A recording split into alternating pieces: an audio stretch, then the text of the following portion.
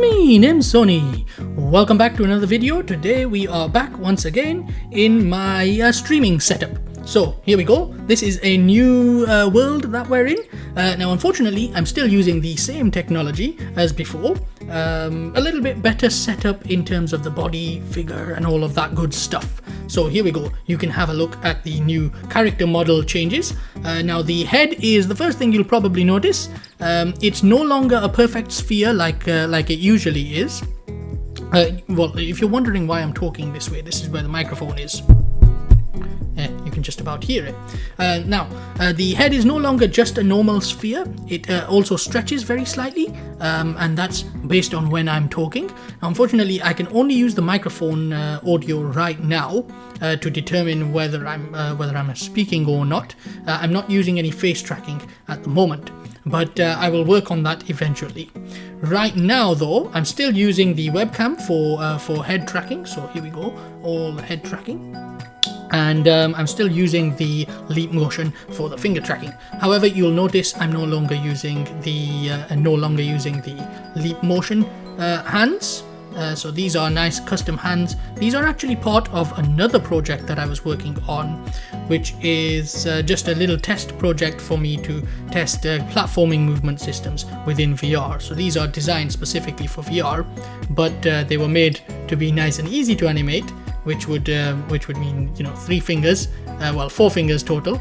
But that might be a problem when it comes to streaming and stuff.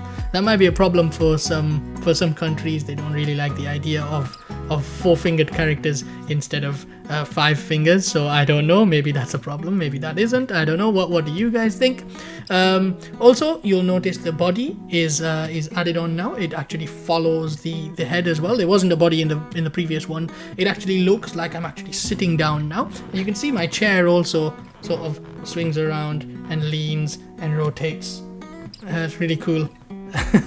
Really cool. Unfortunately, the chair is just based on my head tracking at the moment, so it's not perfect. But what I do intend to do eventually is actually use some proper tracking, and that goes for the head, for the chest, for the body itself, and the hands as well. Use some proper VR style tracking, which would of course require either some Vive style trackers, so Valve Lighthouse trackers, or maybe an electromagnetic setup. Now there are a number of tracking systems out there, and they're usually a little bit cheaper than the Valve style setup as well.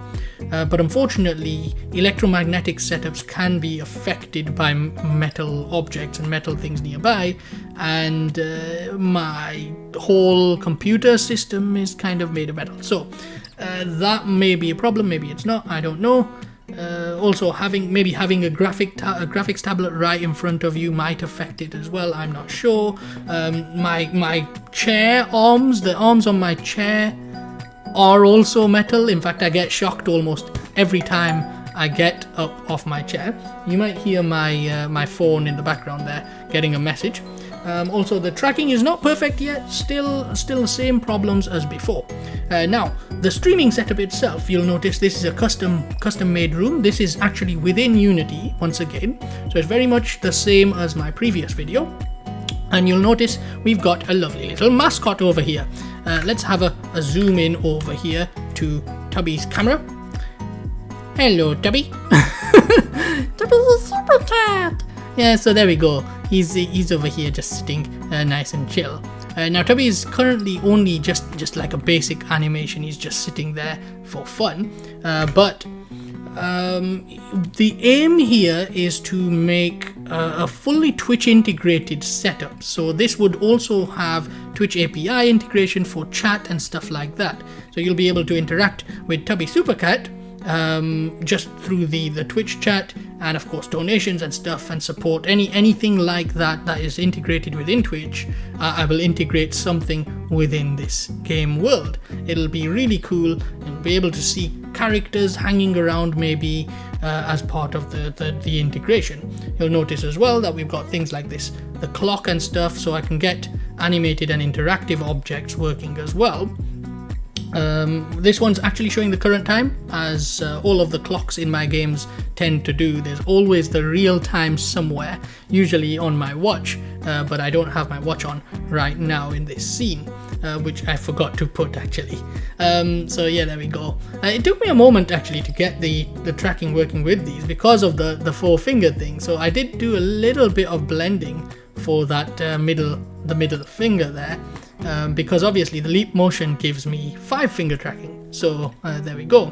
What do you think of the new objects that I've added to the scene? Now, of course, you've seen these objects and stuff before, these over here, but the table has been upgraded. It looks a little bit nicer now, although I'll be working on it. I'll probably put a text box in the front there, so that you can actually see Twitch chat and stuff like that. I'll probably moderate it as well, put some extra moderation into this because I want to make sure that nothing is Twitch moderation, just whatever. Also new lamps and stuff in the background here. The background itself, I will work on making some interactivity within that. I think I'm going to convert the background into some windows as well, so that you can actually see outside and play with the weather outside and stuff like that as well. So there we go. I also need to do a little bit more animation work on my headset, on the headphones that are on here, although I have upgraded the model, as you can see. There we go.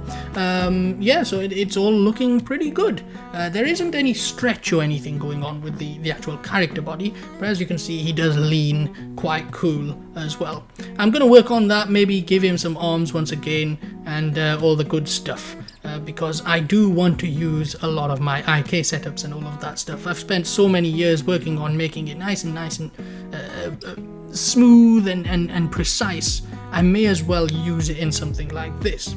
Performance wise, we're still hitting a little bit too much, but then eventually I do aim to get a proper stream setup and stuff. Not just for streaming, obviously streaming's kind of a new thing for me. It's more the videos themselves are just about hitting my performance limits. Even though I have a 2080 Super in here, I still have that same problem that I've always had. I always push towards the limits of my system, and then I'm just about losing a little bit of performance here, there, and everywhere.